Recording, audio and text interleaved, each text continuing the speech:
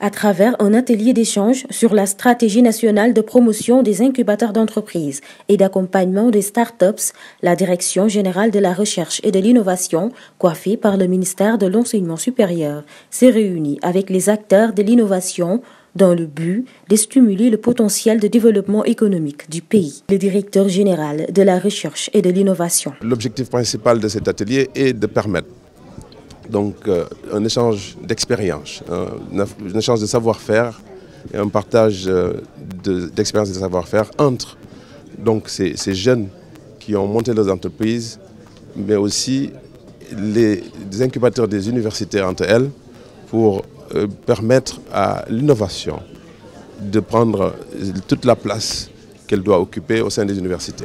Et cela pour être conforme à la nouvelle mission des universités, qui est celle de développer l'innovation, mais en particulier celle d'accompagner les jeunes à l'insertion professionnelle. Une rencontre première du genre qui vise à accompagner les étudiants dans la conception et la réalisation de leurs propres projets, poursuit-il. La vision, c'est de faire de telle sorte que l'enseignement supérieur, la recherche et l'innovation soit un véritable pilier, un moteur du développement socio-économique et culturel de notre pays, et donc un outil important pour le plan Sénégal émergent. En mettant en place des politiques qui permettent aux jeunes de créer des entreprises innovantes, des entreprises donc pour la création d'emplois, mais aussi des entreprises pour la création de richesses. Mais aussi faire de sorte que notre pays puisse s'installer définitivement dans la modernité en impulsant des formations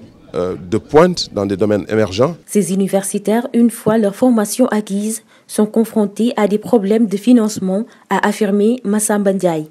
Il est le coordonnateur adjoint du PSG et un incubateur. Nous les sélectionnons et nous les formons pendant 6 mois. Une formation en entrepreneuriat et une formation technique. Et après ces 6 mois-là, ils font eux-mêmes leur business plan qu'on évalue. Et après, il y a toute la phase de financement et surtout la phase d'accompagnement au niveau justement de l'incubateur. Évidemment, il y a toujours des difficultés. Mais on est là justement pour trouver des solutions. Donc on se bat, on réfléchit comme tous les incubateurs pour trouver des solutions justement par rapport au financement. Durant tout le cursus de formation, justement, nous essayons de leur faire comprendre qu'il faut qu'ils démarrent petit à petit. Tout simplement, ils peuvent être ambitieux par rapport à leur projet, mais il faut qu'ils sachent également qu'un projet, ça se met en place petit à petit, ne pas courir trop vite. Donc, et dans ce sens-là, nous les sensibilisons.